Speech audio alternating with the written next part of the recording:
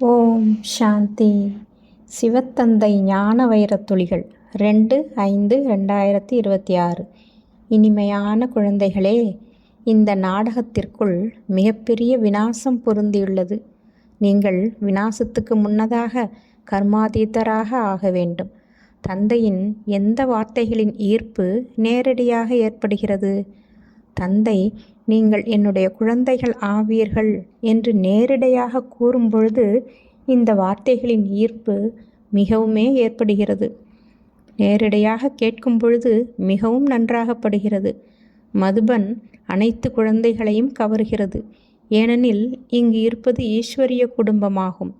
இங்கு பிராமணர்களின் கூட்டம் உள்ளது.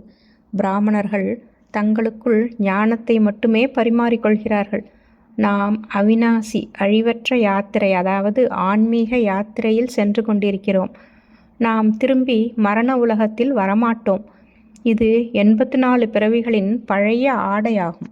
இதை விட்டுவிட்டு புது உலகத்தில் சென்று புதிய ஆடையை எடுப்போம். ராமராஜ்யம் இப்பொழுது ஆரம்பமாகப் போகிறது. இப்பொழுது இருப்பது சங்கமம். கல்பத்தினுடைய சங்கம யுகத்தில் தந்தைதான் வரவேண்டியுள்ளது. இப்பொழுது விநாசத்தின் நேரமாகும். பதீதர்களின் விநாசம் ஆகும் பொழுதுதானே அமைதியின் ராஜ்யம் ஆக முடியும். நீங்களும் புத்துணர்வு பெற வருகிறீர்கள். பாபாவிடம் நேரடியாக செல்லலாம். ஆத்மாவிற்கு ஞானம் இருக்கிறது. நேரடியாக கேட்கும் பொழுது நன்றாக இருக்கிறது. ஒருவருக்கொருவர் பாபாவை நினைவு செய்வதற்கான யுக்தியை, வழிமுறையை கூறிக்கொண்டே இருங்கள். உணவு உட்கொள்ளும் பொழுது கூட தந்தையை நினைவு செய்யுங்கள் என்ற சமிக்ஞையை ஒருவருக்கொருவர் அளித்து கொண்டே இருங்கள். தன்னை அசரீரி ஆத்மா என்று உணருங்கள் மற்றும் தந்தையை நினைவு செய்யுங்கள். இந்த சரீரத்தை பார்த்தும் பார்க்காதீர்கள். தேகத்துடன் சேர்த்து தேகத்தின் சம்பந்தங்கள் அனைத்தையும் விடுங்கள். எல்லாமே முடிந்து போய் விடுவார்கள். அனைவரும் அவரவர் கணக்கை முடித்து திரும்பி செல்வார்கள். கணக்கு வழக்கு மீதம் இருந்தது என்றால் அதிக தண்டனைகள் வாங்க வேண்டி வரும். பிறகு அதுவும் லேசாகிவிடும். அப்படியின்றி யோகத்திலும் இருங்கள் மற்றும் பாவங்களும் செய்து கொண்டே இருங்கள் என்பதல்ல. ஒரு சில குழந்தைகள் ஒரு பக்கம் சாட் கூட எழுதி கொண்டே இருக்கிறார்கள். உங்களுடைய சாட்டை பார்த்து கொண்டே இருங்கள். நாம் எத்தனை பேருக்கு வழி கூறுகிறோம், மேலும் முயற்சி செய்விக்கிறோம் என்று. உடல், மனம், பொருளால் ஆன்மீக சேவையில் உதவியாளர் ஆக வேண்டும்.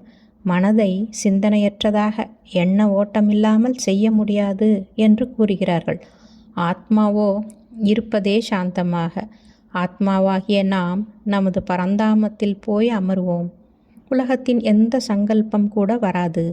நீங்கள் கர்மாதீத்த நிலையை அடைந்தவுடன் விநாசம் ஆரம்பமாகிவிடும். நல்லது.